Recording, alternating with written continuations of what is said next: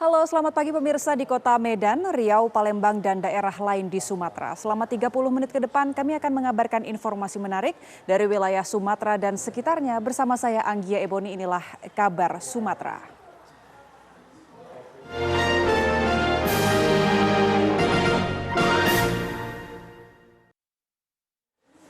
Pelaku pencabulan yang merupakan guru dan kepala sekolah di Labuhan Batu ditangkap oleh aparat Polres Labuhan Batu, Sumatera Utara.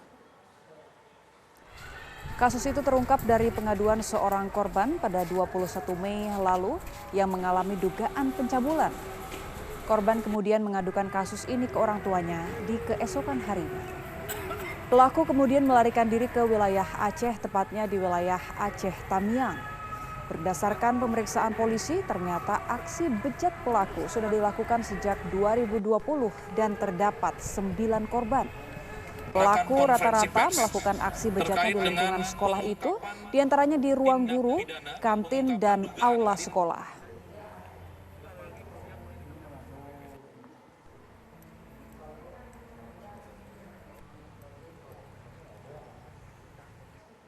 Pemirsa, viral sejumlah warga berebut mengais karung-karung berisi daging ilegal yang tertimbun di dalam tumpukan sampah di lokasi tempat pembuangan sampah akhir di Desa Bantan, Kabupaten Bengkalis, Riau.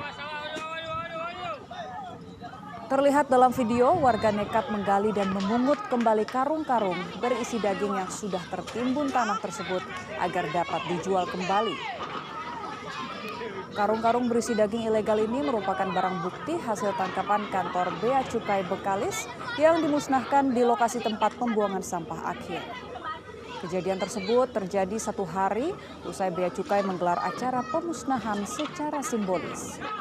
Saat mengetahui hal tersebut, Polres Bengkalis bersama Disperindak langsung melakukan antisipasi untuk sidak ke pasar. Warga diimbau untuk tidak memperjualbelikan daging ilegal tersebut karena mengandung bakteri yang sangat berbahaya.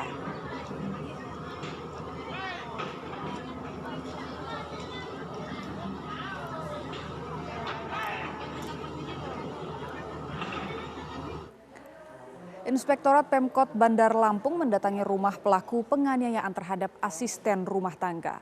Pelaku yang merupakan seorang ASN di Bandar Lampung diketahui kerap mangkir kerja.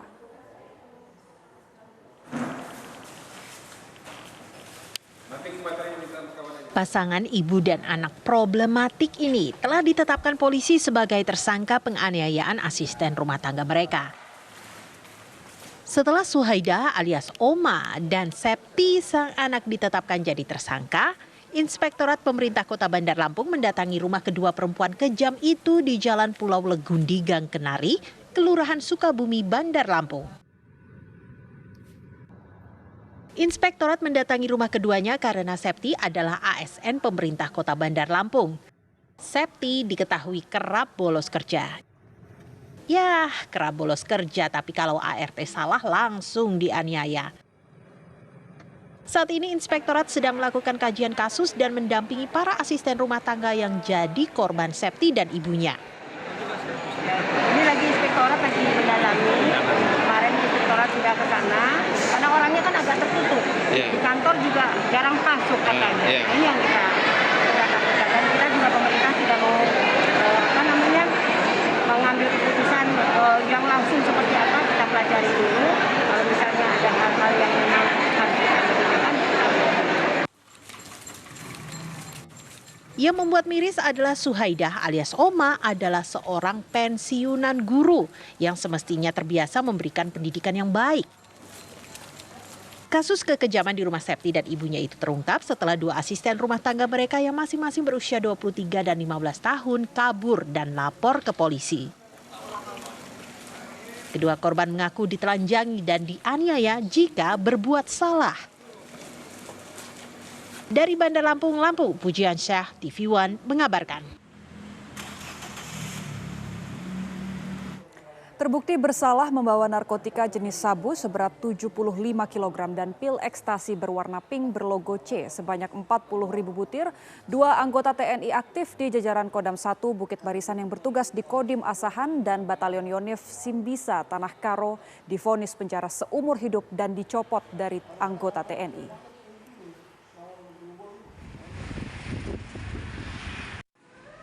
Sertu Yalpin Tarzun dan Pratu Rian Hermawan lolos dari tuntutan hukuman mati setelah majelis hakim menjatuhi hukuman penjara seumur hidup atas kasus penyelundupan 75 kg sabu dan 40.000 butir pil ekstasi. Hal ini terungkap dalam persidangan yang berlangsung di Pengadilan Militer Medan, Ruang Sisingamangaraja 12, dipimpin oleh Hakim Ketua Kolonel Asril Siagian pada hari Senin sore. Menyatakan para terdakwa tersebut di atas, yaitu terdakwa 1 Yalpin Tarzun 1 NRP,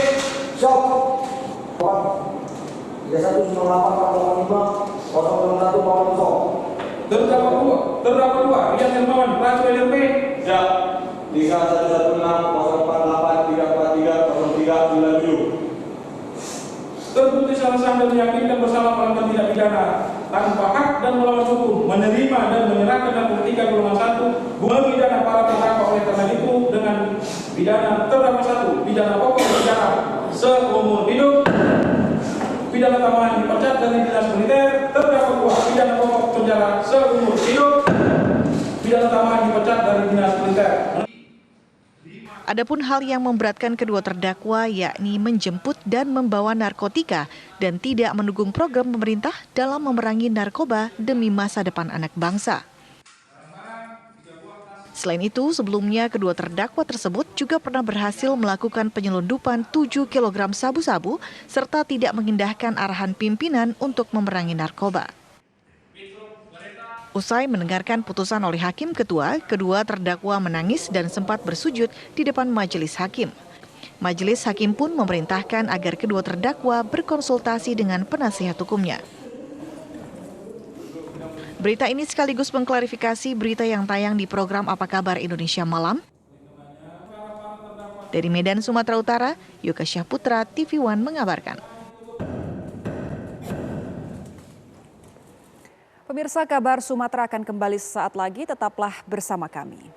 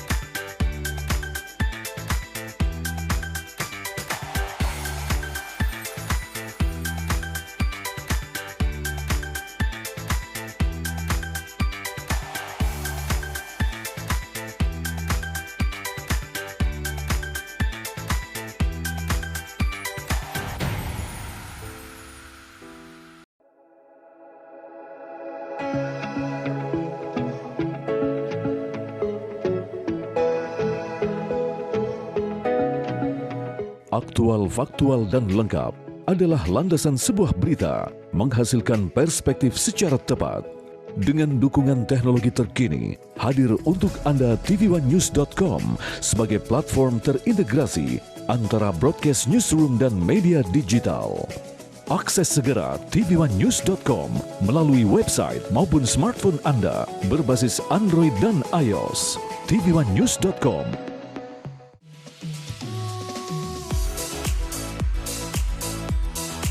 Agar tubuh menjadi sehat, diperlukan motivasi. Saksikan Hidup Sehat dan Hidup Sehat Plus Setiap Senin sampai Jumat. pukul 9 pagi. Hanya di TV One.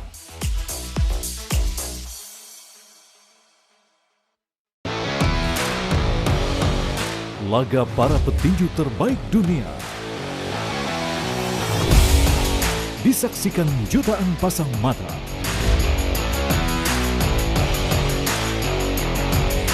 Menyajikan kelas pertandingan yang berbeda.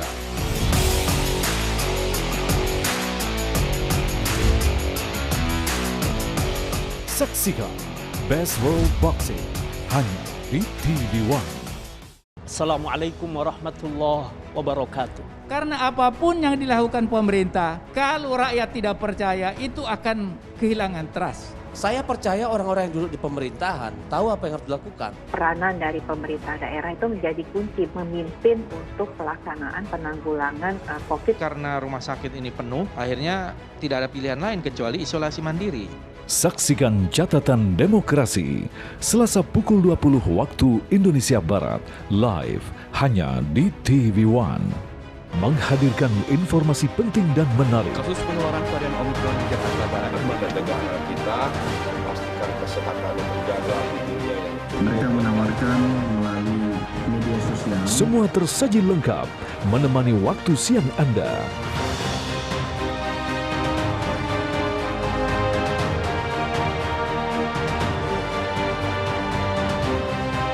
Saksikan Kabar Siang hanya di TV One. Menghadirkan tema terpilih.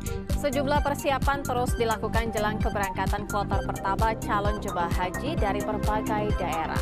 Salah satunya adalah persiapan asrama haji yang akan menyambut para jemaah haji. Informasi berimbang dan proporsional. Dukungan bagi para tokoh nasional untuk maju di pemilihan presiden 2024 terus bergulir. Kabar Petang Pilihan live di TV One.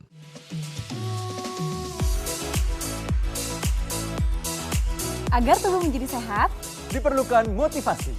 Saksikan Hidup Sehat dan Hidup Sehat Plus setiap Senin sampai Jumat pukul 9 pagi hanya di TV One.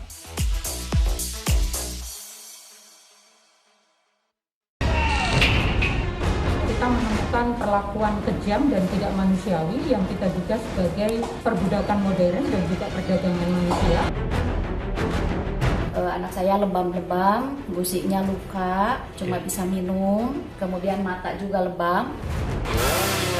Hukum kita juga sudah bisa menegakkan bahwa anak-anak itu bisa tetap dihukum. Telusur di TV One.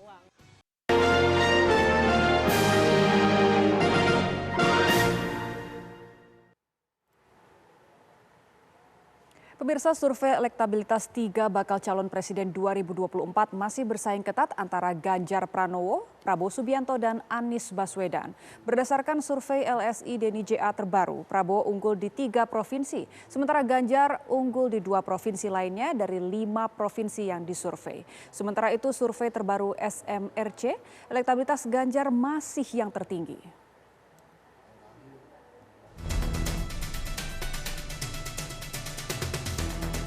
Lingkaran Survei Indonesia Deni JA kembali mengeluarkan hasil survei nasional kandidat calon presiden 2024.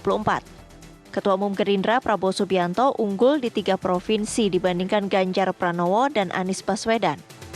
Sementara itu, di 2 provinsi lainnya Ganjar Pranowo yang memiliki elektabilitas tertinggi dibandingkan Prabowo dan Anies Baswedan. Survei dilakukan di 5 provinsi karena berdasarkan populasi mencapai 57,6% di Indonesia. Pertarungan teritori di 5 provinsi terbesar. Jadi 5 provinsi ini jika digabung itu ternyata populasinya mencapai 57,6% populasi yang ada di Indonesia. Mana saja? Ini bisa kita lihat ada 5 provinsi lengkap dengan base-nya atau dengan populasi yang adanya. Jawa Barat, Jawa Timur, Jawa Tengah, Sumatera Utara, kemudian juga Provinsi Banten ya. Sementara itu, Saiful Munjani Research and Consulting menunjukkan elektabilitas Ganjar Pranowo berada di urutan pertama dengan raihan 35,9%. Elektabilitas Ganjar mengalahkan Prabowo Subianto yang memperoleh 32,8% dan Anies Baswedan mendapatkan 20,1%.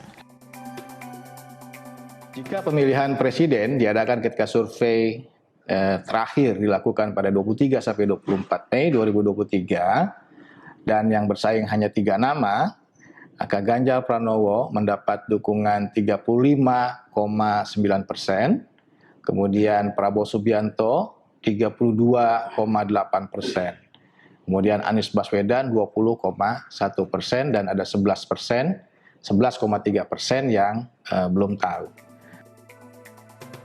Pemilihan sampel dalam survei ini dilakukan melalui metode random digit dialing, yakni teknik memilih sampel melalui proses pembangkitan nomor telepon secara acak. Tim TV One mengabarkan.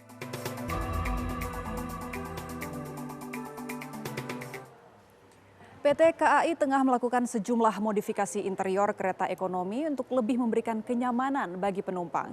Lalu apa saja modifikasi yang telah dilakukan? Berikut liputan reporter Rehana Meziah dan juru kamera Ahmad Budiman.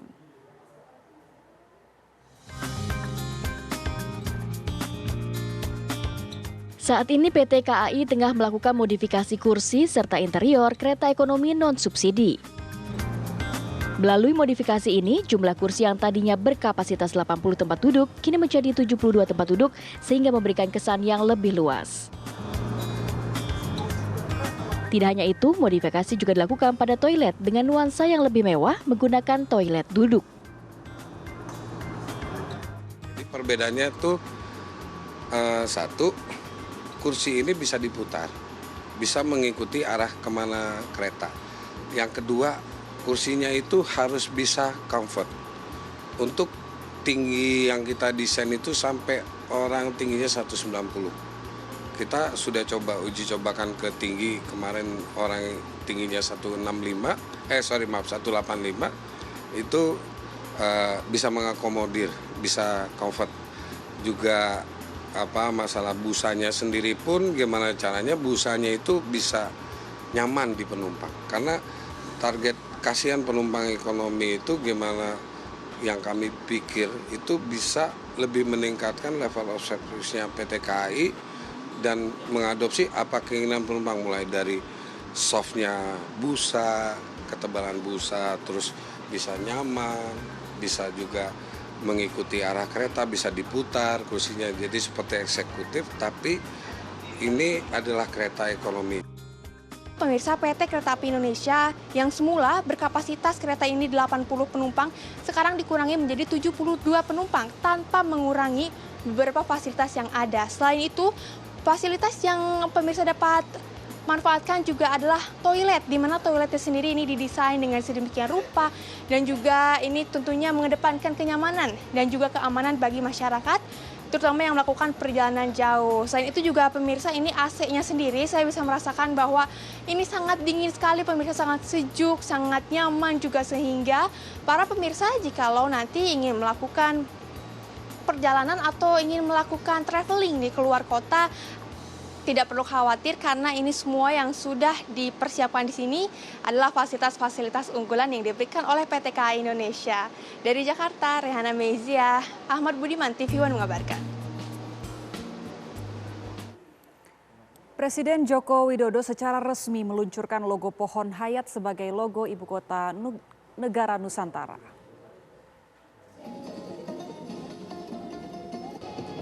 Presiden meluncurkan desain logo dengan pohon hayat sebagai logo Ibu Kota Negara Nusantara. Ibu kota baru berarti logo pohon hayat merupakan desain dari Aulia Akbar yang memiliki makna sebagai pohon kehidupan.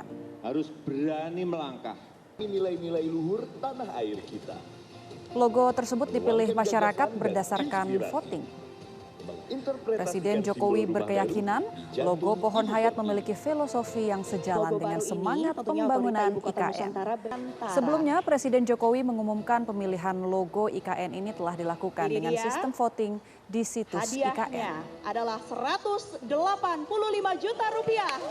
Lebih dari 500.000 orang berpartisipasi dalam pemilihan logo Ibu Kota Negara tersebut.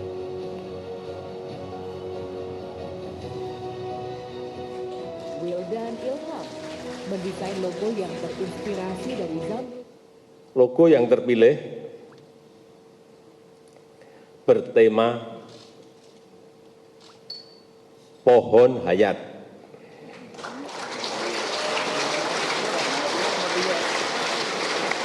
Yang didesain oleh Mas Aulia Akbar.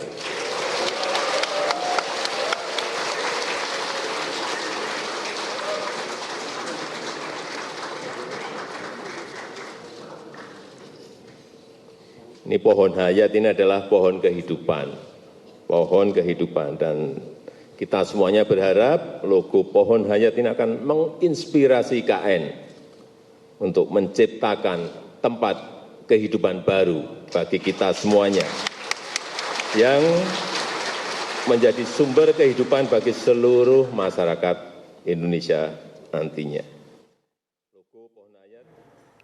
Jangan kemana-mana pemirsa, usai jeda kami masih akan kembali sesaat lagi. Tetap bersama kami.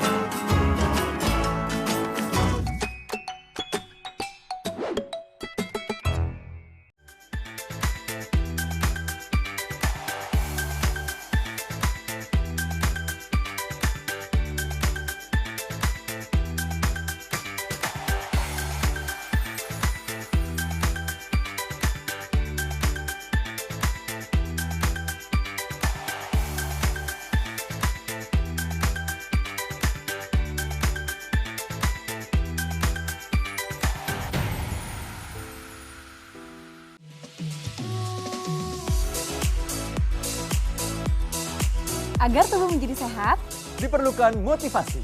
Saksikan Hidup Sehat dan Hidup Sehat Plus setiap Senin sampai Jumat. Pukul 9 pagi, hanya di TV One.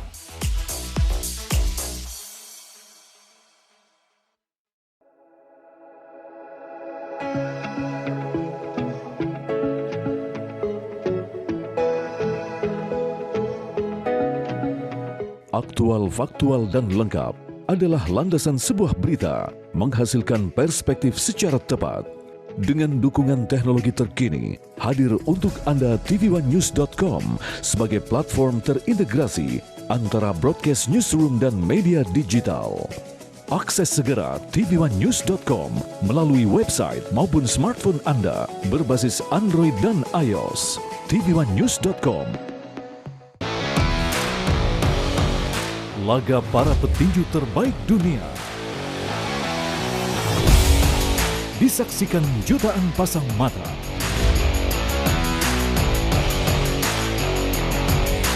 Menyajikan kelas pertandingan yang berbeda.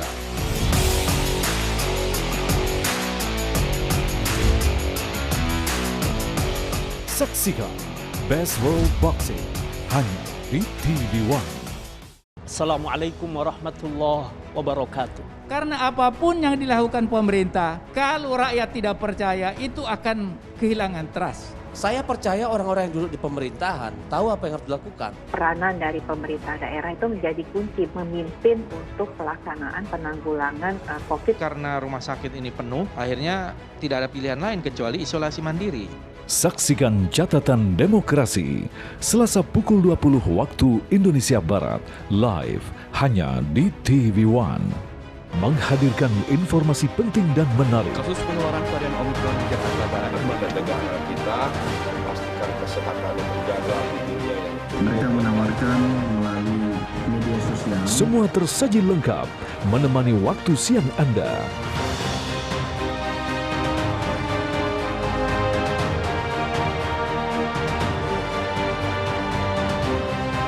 Saksikan Kabar Siang hanya di TV One. Menghadirkan tema terpilih.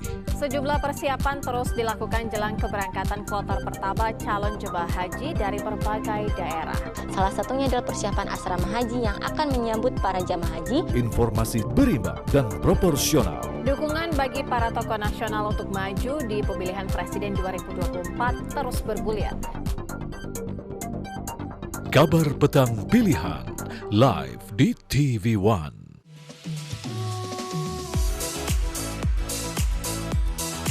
Agar tubuh menjadi sehat, diperlukan motivasi. Saksikan Hidup Sehat dan Hidup Sehat Plus setiap Senin sampai Jumat. Pukul 9 pagi, hanya di TV One.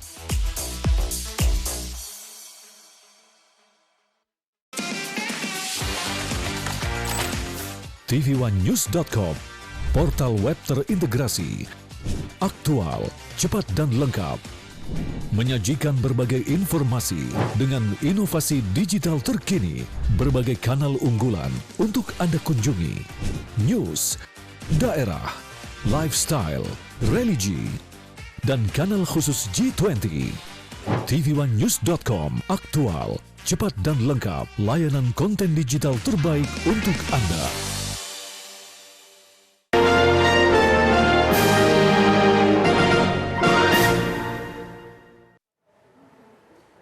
Pembunuh seorang dukun pijat di Tulang Bawang, Lampung diringkus polisi di persembunyiannya di Sumatera Selatan. Pelaku tak lain adalah suami korban.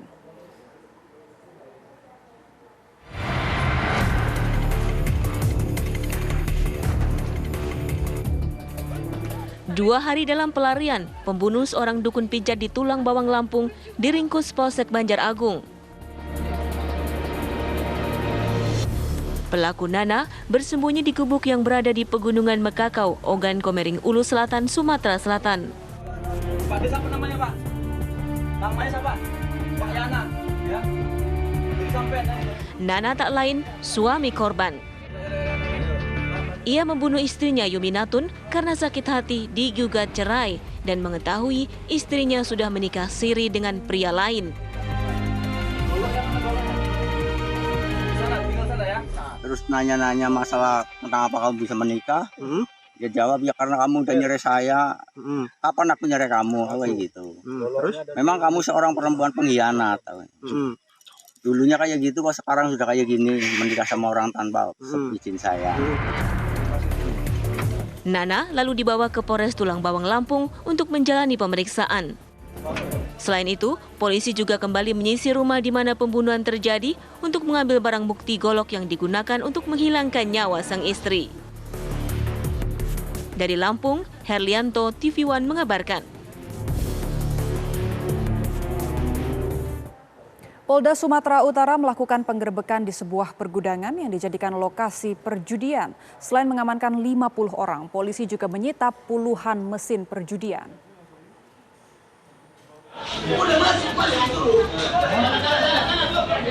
Inilah detik-detik penggerebekan lokasi judi yang ada di Kota Binjai, Sumatera Utara. Petugas gabungan dari 2 peleton personil Brimob bersenjata lengkap ikut dalam penggerebekan. Penggerebekan yang dilakukan pada Minggu sore, tepatnya di kilometer 18 Kota Binjai ini, melibatkan tim gabungan dari Ditreskrimum, Brimob, dan Sabara. Gudang kosong ini biasa dijadikan lokasi perjudian dengan omset ratusan juta. Sebanyak 50 orang ditangkap dan puluhan barang yang dijadikan alat untuk judi disita petugas. Selanjutnya, para tersangka dibawa ke Polda Sumatera Utara untuk dimintai keterangan.